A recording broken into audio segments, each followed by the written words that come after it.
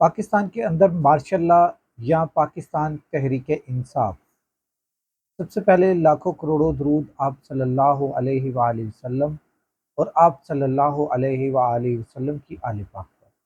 اچھا دوستو، میں نے آپ کے سامنے ذکر کیا پاکستان کے اندر مارشل لا یا پاکستان تحریک انصاف۔ ابھی میں پہلے آپ کو ایک اہم نیوز دے رہا ہوں، مگر اس سے پہلے میں آپ کے سامنے ایک بات کرنا چاہتا ہوں مارشل لا کے حوالے سے۔ تو میں آپ کو یہ بتا دوں کہ ابھی تک جتنے بھی ڈیم بنے ہیں پاکستان کے اندر، ماں سوائے وہ ڈیم جو عمران خان نے شروع کیے، عمران خان کے دور میں شروع ہوئے، اس کے علاوہ جتنے بھی ڈیم بنے ہیں وہ تمام کے تمام ڈیم مارشل لا کے ادوار میں بنے ہیں، چاہے وہ ایوب کا مارشل لا ہو، چاہے ضیاء الحق کا مارشل لا ہو۔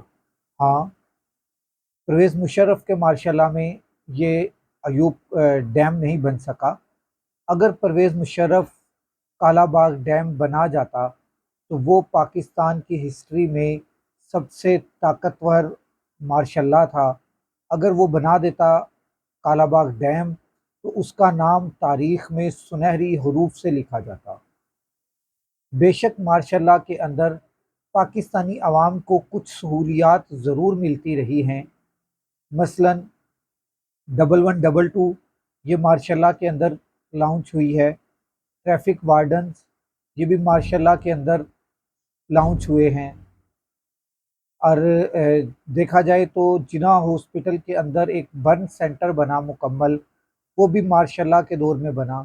مارشل لا کے دور میں کافی اچھے کام ہوئے ہیں عوام کے لیے۔ اور دوسری بات کہ مشرف جب گیا تھا اس وقت قرضہ جو ہے پاکستان کے اوپر وہ نہ ہونے کے برابر رہ گیا تھا۔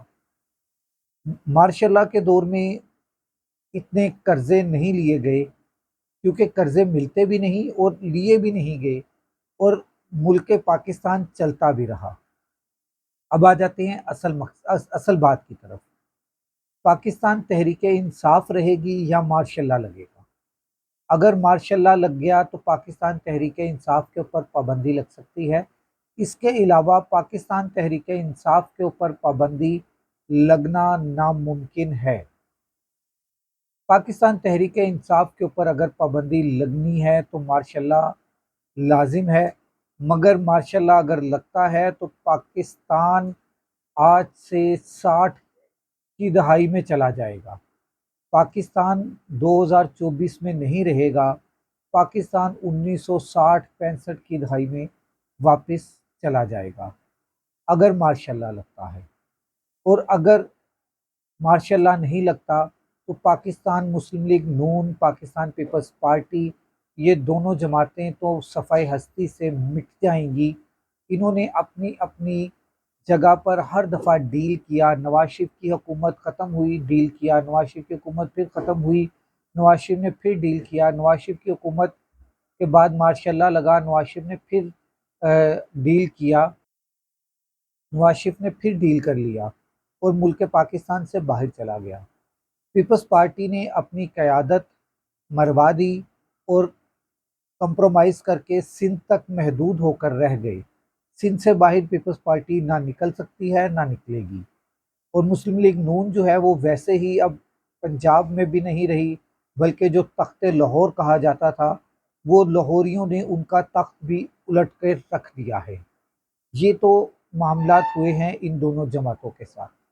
ہاں، اگر یہ دونوں جماعتیں بجھتی ہیں تو شاہد خاقان عباسی کی پارٹی جو ہے وہ تھوڑی سی جگمگا سکتی ہے، اور پھر پاکستان تحریک انصاف جو ہے وہ اس ٹائم پھل پھول رہی ہے اور وہ پھلتی پھولتی رہے گی۔ اگر مارشل لا لگا تو پاکستان تحریک انصاف ختم ہوگی، اور اگر پاکستان تحریک انصاف ختم نہیں ہوتی، مارشل لا نہیں لگتا، تو پاکستان تحریک انصاف بہت زیادہ اس ملک پاکستان کے اوپر ایک لمبا عرصہ حکومت کر سکتی ہے۔ اور دوسری بات، اگر مارشل لا لگتا ہے، جیسے کہ اس وقت امپورٹڈ حکومت جو ہے، جو فارم 47 کی حکومت ہے، ان کو کوئی بھی ملک پیسے نہیں دے رہا۔ آئی ایم ایف اپنی بہت کڑی شرائط کے بعد پاکستان کو پورے کو گروی رکھنے کے بعد کچھ پیسے دے رہا ہے، اور اگر ماشاء اللہ لگا تو یہ بھول جائیں کہ یہ ملک چلے گا، یہ پاکستان نہیں چل سکتا۔ اس لیے میں کہتا ہوں کہ ماشاء اللہ کی باتیں کرنے والے لوگ احمق ہیں، ماشاء اللہ نہیں لگے گا۔ اگلے ولاگ تک راشد اقبال قادری کو اجازت دیجیے، اللہ حافظ۔